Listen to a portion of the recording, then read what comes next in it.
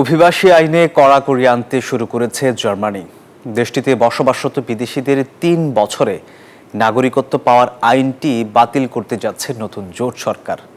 আর এমন সিদ্ধান্তে হতাশ দেশটিতে বসবাসরত প্রবাসীরা। জার্মানি থেকে বিস্তারিত জানিয়েছেন সহকর্মী অনামিকা বড়ুয়া। এর বিস্তারিত দেখুন ডেস্ক রিপোর্টে। জার্মানিতে মাত্র ৩ বছরে নাগরিকত্ব পাওয়ার সহজ আইনটি বাতিল করার সিদ্ধান্ত নিতে যাচ্ছে CDU-CSUর নেতৃত্বাধীন নতুন জোট সরকার।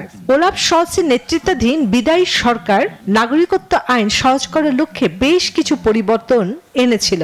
সেই আইনের পরিবর্তন আনতে যাচ্ছে নতুন জোট সরকার। বান্ডেল থাকলে প্রতি সেনমানিতে টাকা বাঁচবে।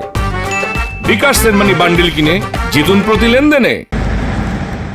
জোট সরকারের প্রস্তাবিত চুক্তিপত্রে বলা হচ্ছে, জার্মানিতে বসবাসরত বিদেশি নাগরিকরা কর্মসংস্থানের পাশাপাশি নিয়মিত কর প্রদান সহ দেশটির সমাজের অংশ হতে পারার সাথে সাথে জার্মান ভাষা লেভেল C1 থাকলেই ৩ বছরের মধ্যে জার্মানির নাগরিকত্ব পাওয়ার সুযোগ আর রাখা হবে না।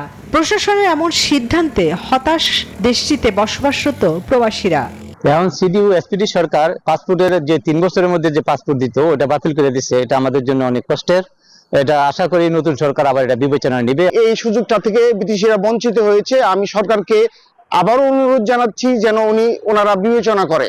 এর আগে ২৩ ফেব্রুয়ারি অনুষ্ঠিত মধ্যবর্তী নির্বাচনের পর কোনো রাজনৈতিক দলই সংখ্যাগরিষ্ঠতা না পাওয়ায় একটি জোট সরকার গঠনে এই ৩ দলের মধ্যে দলের ব্যাপক আলোচনা ও দর কষাকষি হয়। পূর্ব ঘোষণা ও জোটের চুক্তি অনুযায়ী অভিবাসন ও নাগরিকত্ব আইনে আগে সরকারের করা কিছু সংস্কার বাতিল করার প্রস্তাব রাখা হয়।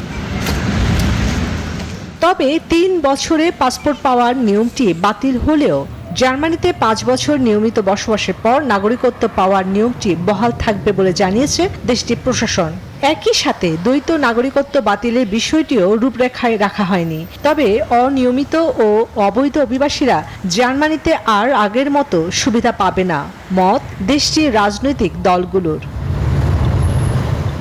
Desk report, news 24।